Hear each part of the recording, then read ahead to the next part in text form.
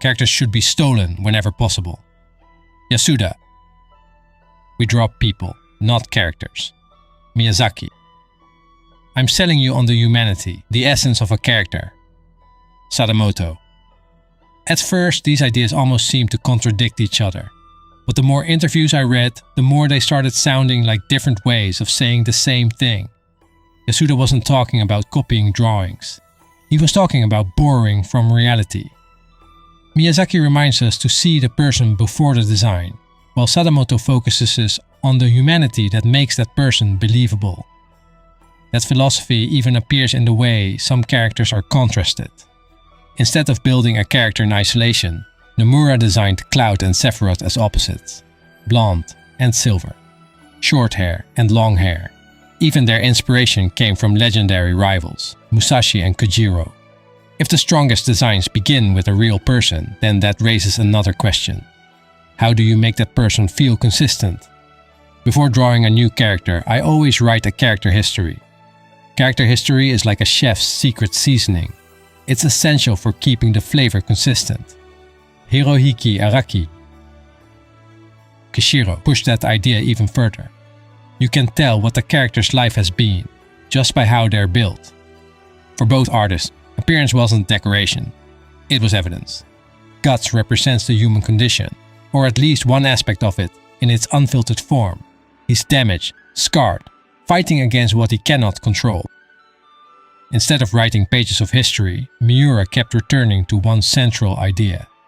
Who Guts was at his core. The details changed over time, but that core remained. Listening to enough professionals, another pattern starts appearing. Talking about spontaneous flashes of inspiration, they happen to me sometimes, but usually it is like slowly straining a soup. I call it something will come up anyway. Daisuke Ishiwatari.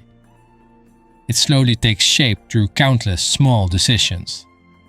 I don't really have a specific process to make characters. When I start a new story arc, I think back to the stock of characters in my mind. I draw them in a group and see if they are appropriate to the next story. Kubo. Maybe that's why there never seems to be a single correct way to design a character. Do you want to draw well or design well?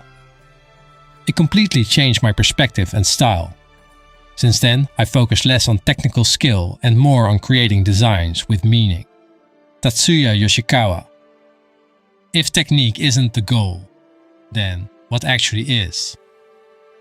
Knowing your target audience allows you to refine your designs and avoid ambiguity in the art direction. Each part of the character's equipment, down to the smallest detail, contributes to the overall world building. Shigenori Soejima. I wanted to give him a bit of a mystical aura, which would appeal to both male and female players. Yusuke Nakano on Link. Because every design has to solve a problem before it can become memorable. It's not about one awesome drawing. It's whether, once the design is in the game, it motivates and inspires the player. Yoji Shinkawa. And so, where does one begin? The eyes are the most important. Here is where the character comes alive. Takehiko Inoue. I always try to make sure that the eyes look like eyes, but I often make mistakes.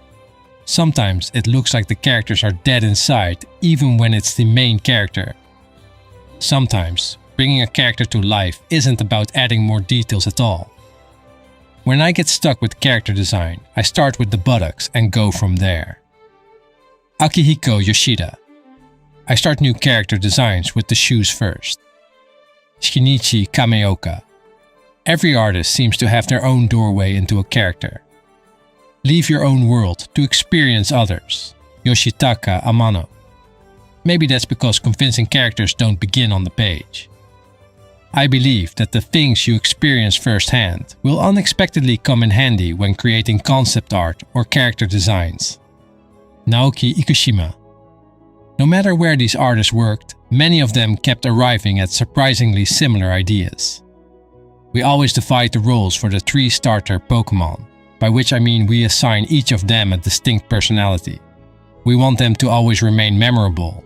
For example, we make a cool one, a serious one, and a funny one. Ken Sugimori. Because appearance alone rarely makes a design memorable. Perfect heroes are cool, but no one can really empathize or identify with them.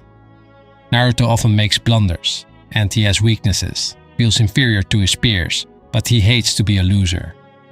I think readers see themselves in Naruto, and that's what appeals to them. They can empathize with him and his weaknesses. Masashi Kishimoto on Naruto. Maybe that's why so many iconic protagonists aren't defined by perfection. Luffy is my ideal child. He may say some inspirational lines from time to time, but I want him to stay a kid forever. There are parts of him that remain a mystery to me, for better or worse. It'd be boring for both the readers and me if I knew everything about him. Oda on Luffy One Piece. With each entry, it gets harder and harder to keep designs fresh. Akira Toriyama on Dragon Quest. It might be that's why Yasuda's advice sounded so strange at first. These artists weren't stealing drawings. They were borrowing from people, history, emotions, experiences, relationships, and the world around them. The drawing was simply where all those ideas finally came together.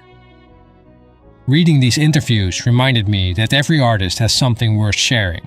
Some philosophies contradict each other, others unexpectedly align. But every now and then you come across an idea that changes the way you look at drawing. That's why I keep collecting them. This was Game Arts. Thanks for watching.